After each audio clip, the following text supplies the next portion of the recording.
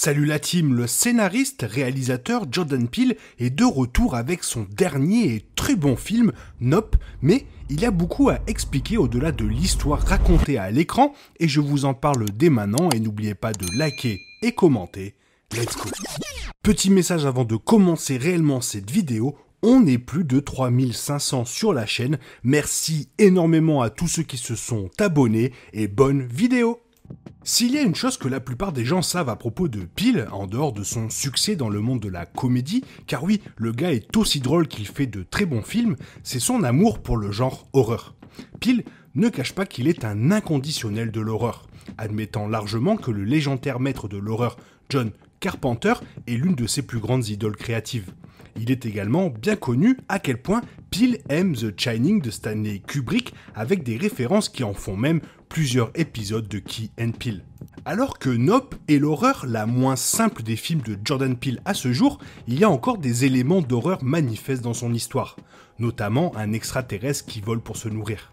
Peele a déclaré qu'il n'avait pas l'intention de laisser l'horreur derrière lui, et c'est une excellente annonce car jusqu'à présent les films de Jordan Peele sont tous beaucoup plus intelligents que les films d'horreur grand public moyen. Et vous commencez à le connaître et ce n'est pas différent ici, et comme d'habitude dans le travail de Peele, il se passe beaucoup plus que ce à quoi l'intrigue se résume.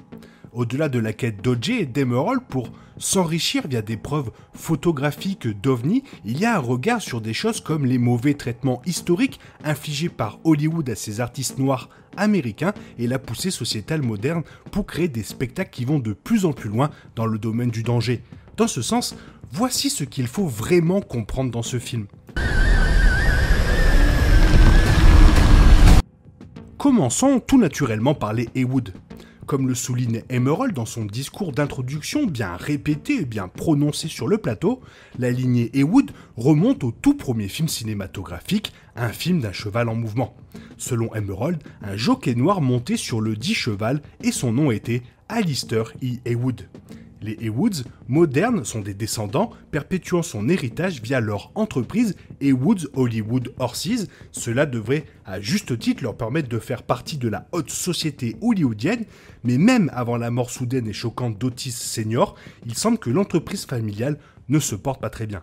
Des films comme Le Roi Scorpion, et ce n'est qu'un exemple, ont abandonné les chevaux pour les chameaux et, dans de nombreux cas, les cinéastes modernes choisissent de recréer des chevaux avec du CGI plutôt que de se donner la peine d'avoir un véritable animal sur le plateau.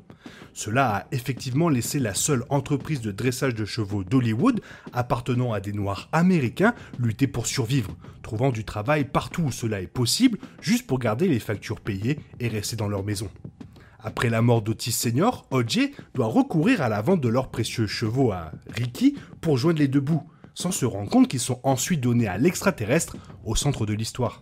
Cela montre à quelle vitesse O.J. et Emerald, désespérés, décident de braver une mort plus que probable pour capturer l'extraterrestre sur film et devenir riches.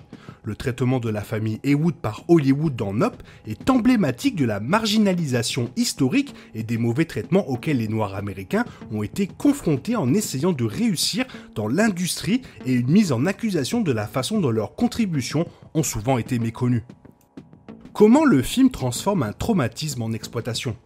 Au-delà des épreuves de la famille Heywood en particulier, Nope, dans son ensemble, peut sans doute être vu comme une claque à la fois sur la nature éphémère du succès hollywoodien et sur la longueur avec laquelle les personnes qui ont expérimenté ce style de vie vont essayer de le maintenir.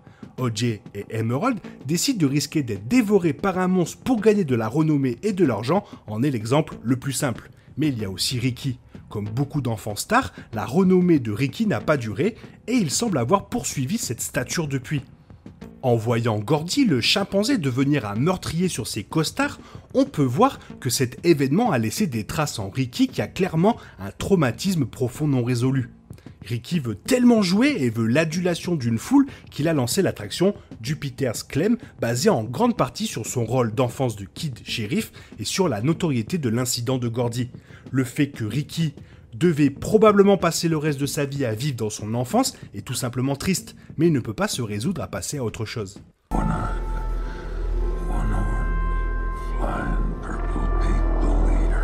Comment l'alien symbolise en fait Hollywood?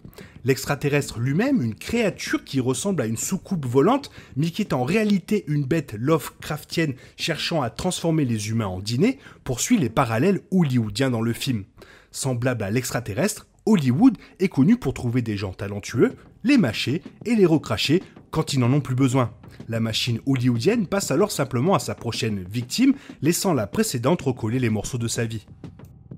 Alors évidemment et bien sûr, il y a des milliers de personnes qui réussissent et qui ont des carrières à long terme à Hollywood à un moment donné, mais ce sont des exceptions, car des millions essaient désespérément à faire partie du business. La plupart échouent complètement, mais même beaucoup qui trouvent le succès se voient dépouillés peu de temps après, comme Ricky. Le fait que la CGI nuise à l'industrie du cheval, Wood est aussi apparemment un commentaire sur le sort des créateurs d'effets spéciaux pratiques à une époque où les ordinateurs font la plupart du travail.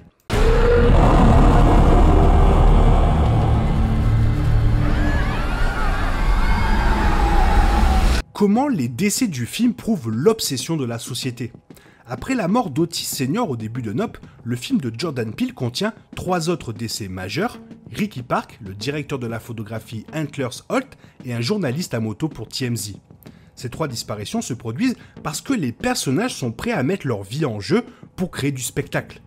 Ricky veut épater les clients de Jupiter Clem, alors il sert essentiellement un buffet d'humains frais qui comprend sa propre famille à l'extraterrestre, tout en pensant ridiculeusement qu'il avait une sorte d'accord avec la créature. Antlers est tellement obsédé par la prise de vue parfaite qu'il se met sur le chemin de l'extraterrestre pour essayer de le filmer, même s'il meurt et que son appareil photo est également détruit.